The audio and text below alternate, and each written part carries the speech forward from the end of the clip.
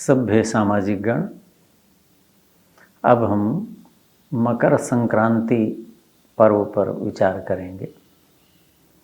देखिए, पर्व शब्द भारत में बहुत मंगल कारक माना जाता है। सब उत्साह से, उमंग से इसकी प्रतीक्षा करते हैं। बहुत पर्व है, भारत तो पर्वों का देश। पर्व क्या है? प्रीपूर्णे धातु से बनता है, जो पूरयति जनान आनंदेन, उसको पर्व कहते हैं। जो जनों को, लोगों को आनंद से भर देता है। तो जो चीज़ हमें आनंद से भरे, उसकी प्रतीक्षा हम क्यों न करें, उसका स्वागत क्यों न करें, उसके प्रति उत्साह क्यों न हो। ये कारण है। तो पर्व जोड़ने अर्थ में भी है। जैसे ये उंगलियों के भाग होते हैं ना, इनको पर्व कहते हैं। कुछ लोग तो इनको कहते हैं ना पर्व, जो जोड़ता है, जो जोड़ता है। तो ये जोड़ से ही तो उंगली पूर्ण बनी, सभी जोड़ों से तो हम पूर्ण बने। तो प्रीपूर्णे धातु इसलिए कहते हैं ना पर्व। गन्ना है, उसकी पोरी पर्व। अपभ्रंश हो गया भाषा में, पोरी कह देते हैं, जोड़ा। तो पर्व हमें जोड़ता है, आनंद से, उत्साह से भरता है, जीवन में नई ऊर्जा, उमंग का संचार करता है। तो इसलिए हमारे यहाँ पर्व बहुत मनाए जाते हैं। तो देखिए, मकर संक्रांति पर्व क्या है? संक्रांतियाँ बहुत हैं। तो क्या हुआ कि चंद्रमा भी संक्रमित करता है। जितने भी पिंड हैं, ग्रह हैं, उपग्रह हैं, सब एक स्थान से दूसरे स्थान पे जा रहे हैं। उसको सम्यक क्रांति थी संक्रांति, उत्तम रीति से एक व्यवस्था, जो प्रकृति की व्यवस्था है, जो नियम है, उसके अनुसार क्रमोपाद विक्षेपे। क्रम धातु, जैसे कहते हैं ना, क्रम से लिखें, ये क्रम से लिखा हुआ, क्रम से आए, क्रमबद्ध ये चीज़ करें। तो क्रम का मतलब है आगे बढ़ना। क्रमोपाद विक्षेपे, पैर को आगे रखना, बढ़ाना, आगे बढ़ना, इसका नाम क्रम है। तो सम्यक क्रांति थी संक्रांति, उत्तम रीति से जो आगे बढ़ना है उसको संक्रांति कहते हैं। तो ये चीज़ है। अब हम सूर्य के प्रति बहुत कृतज्ञ हैं, और जितना भी ये अपना सौर मंडल है उसका स्वामी सूर्य है। तो सूर्य का हम पर बहुत अधिक प्रभाव पड़ता है। तो उसकी जो संक्रांति है, उसका जो गमन है, उसकी हमारे जीवन में विशेष महत्ता है। अब उन क्रमों को हमने क्या कर दिया, 12 भागों में विभक्त कर दिया। क्या कर दिया? 12 भागों में बांट दिया। तो भारत में ये जो पर्व है मकर संक्रांति, मुख्य रूप से तो इसी नाम से पुकारा जाता है, लेकिन भारत के अलग अलग भागों में इसको अलग अलग नामों से भी पुकारा जाता है। भारत का जो लद्दाख का क्षेत्र है, ऊपर का कश्मीर का है, नीचे जम्मू का है, पंजाब, हरियाणा, उत्तर प्रदेश, और ये पूरा गंगा का मैदान, उनके लिए अलग महत्ता है। मध्य भारत की अलग है, दक्षिण की अलग है। लेकिन जितना जितना उत्तर की तरफ हम जाते जाएंगे, उतनी उतनी इसकी महत्ता बढ़ जाएगी। क्यों? क्योंकि इस दिन सूर्य जो है वो मकर राशि में प्रवेश करता है।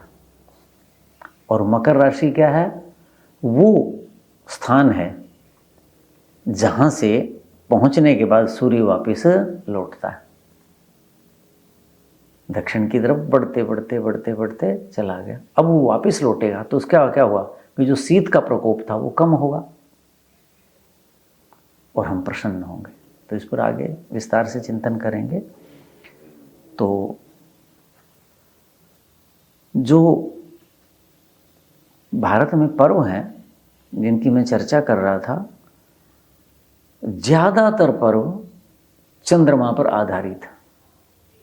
भारत के जितने भी पर्व हैं, और विशेषकर ज़्यादा पर्व दक्षिणायन जब सूर्य होता है, चातुर्मास विशेषकर उसमें भी सबसे ज़्यादा उसमें मनाए जाते हैं। और चातुर्मास में भी शरद ऋतु में सबसे अधिक मनाए जाते हैं।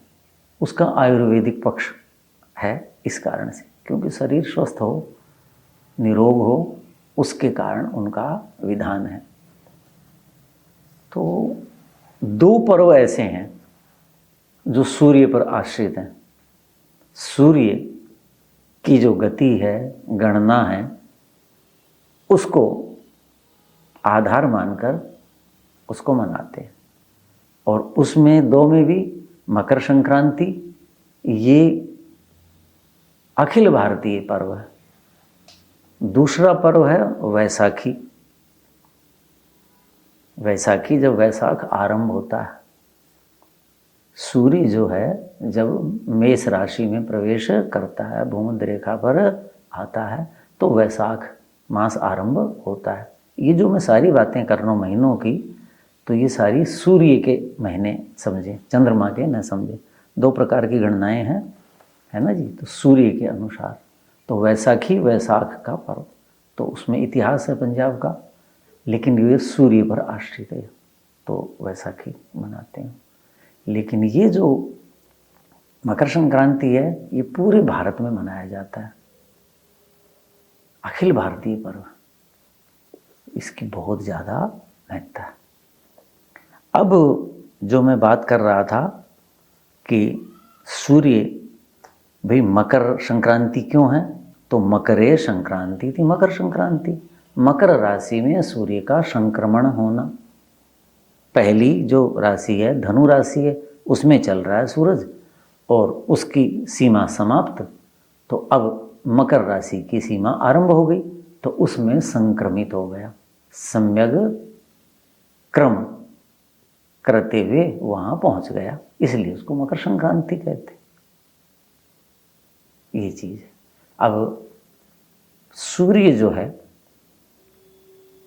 वो तो पृथ्वी की अपेक्षा स्थिर है, वो भी गतिमान है। अपनी जो गैलेक्सी है, निहारिका है, आकाशगंगा है, उसके केंद्र बिंदु जो धनु राशि के पास है, उसकी परिक्रमा कर रहा है सूर्य, ठीक है कि नहीं। तो वो लगभग भारतीय गणना के अनुसार उसमें को मनवंतर कहते हैं। क्या कहते हैं? मनु जमा अंतर, मनवंतर, एक मनु का अंतर, ठीक है। तो वो 30 करोड़ वर्ष के आसपास बैठता है, और आधुनिक जो वैज्ञानिक हैं वो 26 करोड़ वर्ष के आसपास करते हैं, लेकिन काफ़ी निकट है। अभी ये गणना इनकी चल रही है, हो सकता है हमारी गणना के पास पहुंच जाए। लेकिन हम लोग व्यवहार में क्या करते हैं? सूर्य उदय हो रहा है, सूर्य अस्त हो रहा है, सूर्य ऊपर आ गया, सूर्य सिर पर आ गया, यानी पृथ्वी को हम स्थिर मानते हैं, क्योंकि हम इतने छोटे हैं पृथ्वी पर कि हमें पृथ्वी गति करती हुई दिखाई नहीं देती। तो सभी लोग आसानी से समझ जाएं, जो भूगोल नहीं जानता, खगोल नहीं जानता, ज्योतिष नहीं जानता, सूर्य सिद्धांत नहीं जानता, उसको कैसे समझाएं कि पृथ्वी घूम रही है, कितनी गतियां हैं, उससे क्या हो रहा है। तो ये मान के चलते हैं व्यवहार में, व्यावहारिक पक्ष, कि पृथ्वी के सूर्य घूम रहा है, पृथ्वी के चंद्र घूम रहा है। चंद्र वाला तो प्राकृतिक सत्य है, लेकिन सूर्य भी तो हम देख रहे हैं ना, चला गया फिर लौट आया, ऐसा हो गया।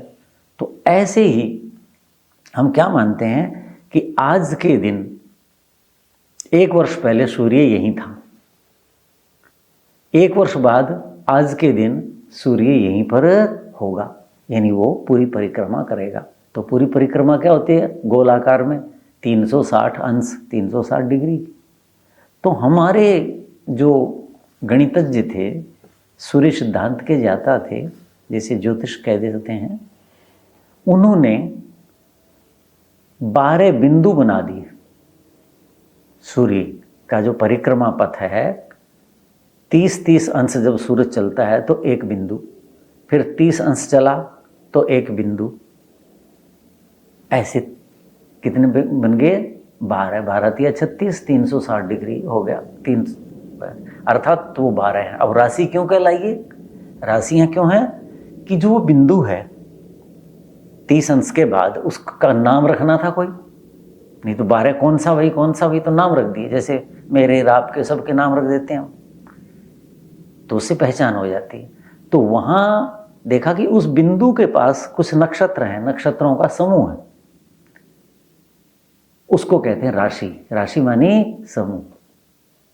तो इसको राशि क्यों कहा उस बिंदु को, इसलिए कहा कि वो जो बिंदु है उसको राशि क्यों दिया कि राशि है अर्थात समूह है ताराओं का, नक्षत्रों का। अब तो फिर राशियां भी तो 12 हो गई, फिर इनके नाम कैसे देने, तो कहा कि भाई उनको आपस में मिला दिया। किनको, जो नक्षत्र हैं उस बिंदु के आसपास, बिंदु को केंद्र मानकर बना दिया। और उन सारों मिलने के बाद जो आकृति बनी, जैसे मकर है तो मकर समुद्र का एक प्राणी, जैसे विशेषकर मगरमच्छ को सामान्यतया कह देते हैं, दूसरे को भी कह देते हैं, तो वो आकृति बनी। जैसे धनु का मैंने उल्लेख किया, मकर से पहले धनु, तो धनुष जैसी आकृति बनती है उस बिंदु पर, मकर से जो पहला बिंदु है। मकर के बाद जो है कुंभ बिंदु राशि, क्यों कि वहां जो बिंदु है उस पर जो नक्षत्र हैं उनको मिलाने से कुंभ जैसी आकृति बनती। ठीक हो गया ना। फिर मीन, ठीक हो गया। मछली जैसी आकृति बनती है। तो ऐसे मेष भेड़े को कहते हैं, नर जो भेड़ है उसको। तो कहने का ये आशय है ये 12 राशियां हैं, उन सब में सूर्य गमन करता है, सबकी बहुत महत्ता है। हमने अभी जो गोष्ठी करी थी उसमें बताया था कि 12 की 12 जो राशियां हैं उनमें सूर्य का मानव पर, हम पर, पशु पक्षियों पर क्या प्रभाव पड़ता है। अभी हमने जो विद्या सभा की थी, संभाषा परिषद, तो उसमें मैंने बताया था, जो आयुर्वेद की दृष्टि से बताया था। तो अब 12 हैं, उनमें यही सबसे महत्वपूर्ण क्यों, ये पूरे भूगोल के लिए नहीं है, ये मैं बता दूं, पूरे भूगोल के लिए नहीं, ये महत्ता किसके लिए है, उत्तरी गोलार्ध के लिए। किसके लिए है, उत्तरी गोलार्ध के लिए इसकी महत्ता। क्योंकि उत्तरी गोलार्ध से सबसे अधिक दूरी पर सूर्य होगा धनु राशि के अंतिम दिन, अर्थात उत्तरी गोलार्ध में सबसे बड़ी रात होगी, अर्थात अंधकार सबसे अधिक होगा, और सबसे छोटा दिन होगा। सूरज बहुत दूर होगा तो शीत का प्रकोप बहुत ज़्यादा होगा, तो हम शीत से, अंधकार से तंग रहते हैं। तो जिस दिन उस बिंदु पर पहुंचा, मकर बिंदु पर है जी, उसको चरम क्रांति भी कहते हैं, परम क्रांति भी कहते हैं। यानी जो उत्तर से दक्षिण की तरफ जा रहा था, सूर्य दक्षिणायन चलते चलते दक्षिण की तरफ अयन गमन कर रहा था, अब वह रुक गया और वहां से हमारी तरफ, उत्तर की तरफ सूर्य ने लौटना है। तो एक व्यक्ति जो बहुत शक्तिशाली है, सूर्य हमारा दादा मानते हैं हम इसको, कुल पुरुष हम सूर्यवंशी हैं, हम सबके वृद्ध सबसे बड़े मानवीकरण। तो हमने क्या कहा कि अब तक हम दुखी थे, तंग थे।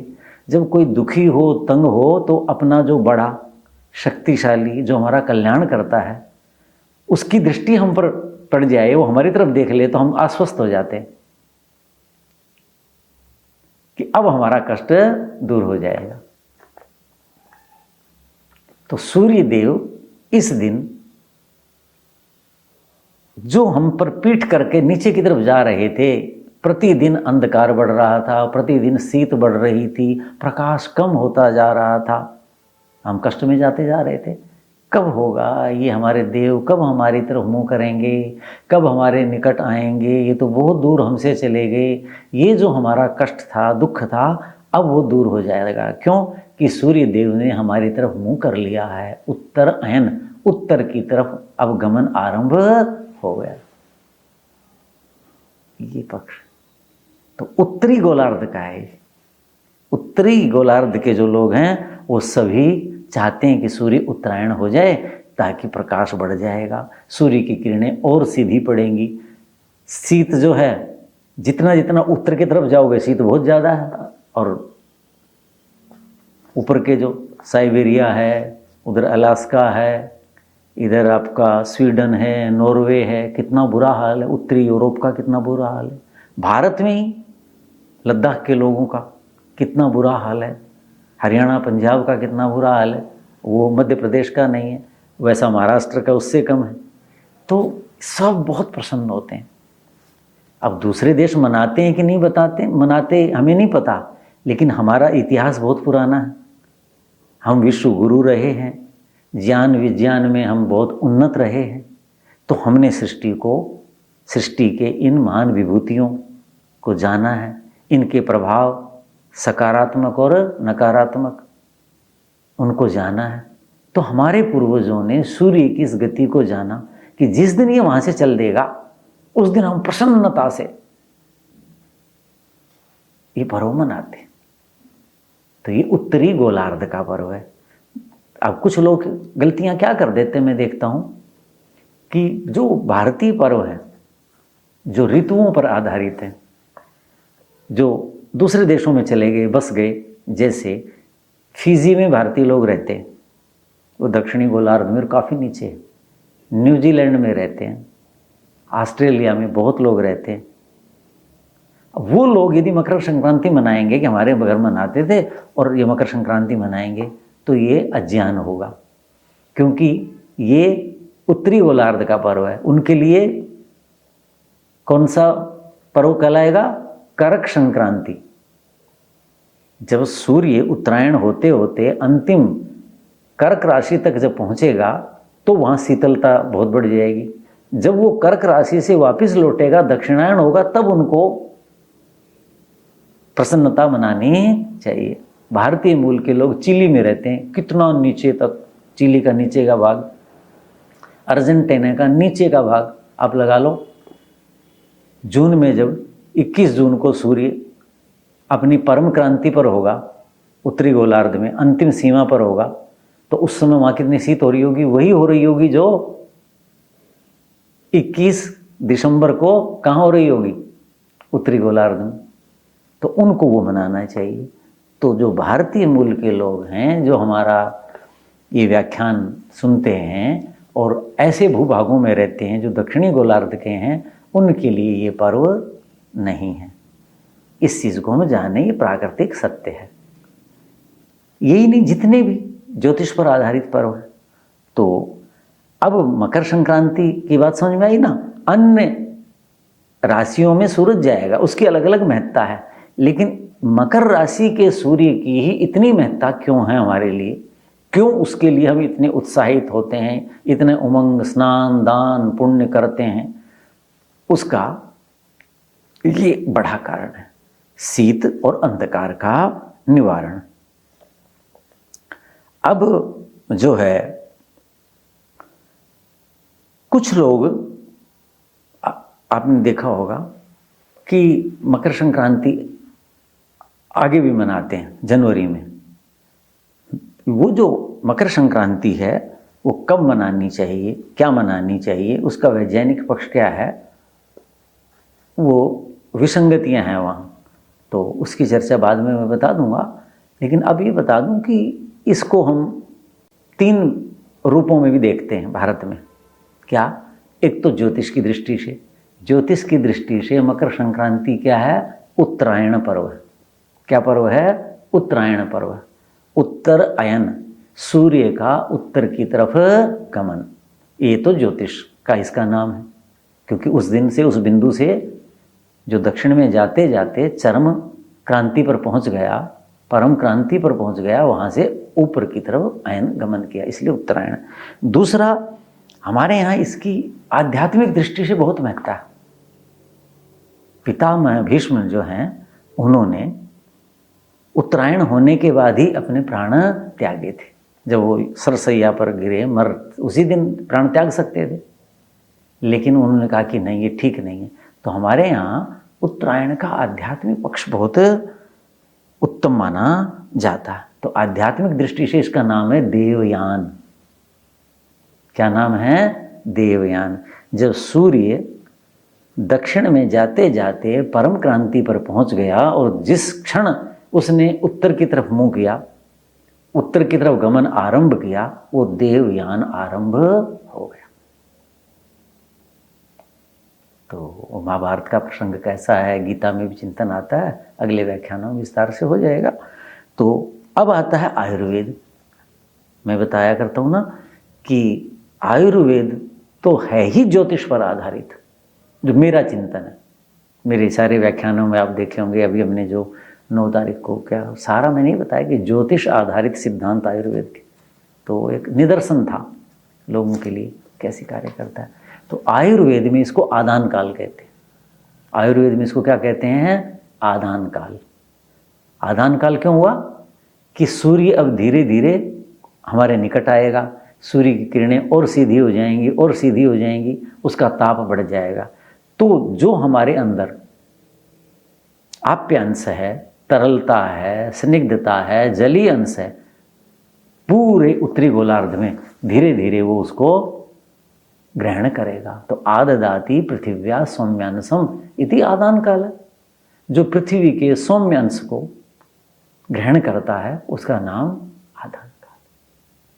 और ये इस उत्तरायण का देवता सूर्य कहलाता है। तो ये आदान काल है। और इसके सूर्य के प्रति इतना उत्साह उमंग, इसका कारण क्या है? सूर्य के प्रति हम कृतज्ञता ज्ञापित करते हैं, हम उसके ऋणी हैं। क्यों? सूर्य आत्मा जगत तस्थुष, ऐसा वेद कहता है। और वेद ने कहा है, इसीलिए नहीं, हम देख भी तो रहे हैं। केवल वेद में लिखा है और हमें दृष्टिगोचर न हो तो फिर हम मानेंगे उस चीज़ को? नहीं मानते। जैसे लोग ईश्वर को नहीं मानते। क्यों? कहाँ है जी, कहाँ है जी? क्योंकि अनुभूति नहीं कर पाते। लेकिन हम तो सूर्य को अपने दैनिक जीवन में, पाक्षिक जीवन में, मासिक, ऋतु में, पूरे वर्ष में अनुभव करते हैं अलग अलग रूपों में। उसके बिना तो जीवन है ही नहीं। तो सूर्य जो है इस जगत का क्या है? आत्मा है। तो इसकी क्या महत्ता है, कैसे है, इस पर हम आगे के व्याख्यान में चिंतन करेंगे। ओम शांति शांति शांति।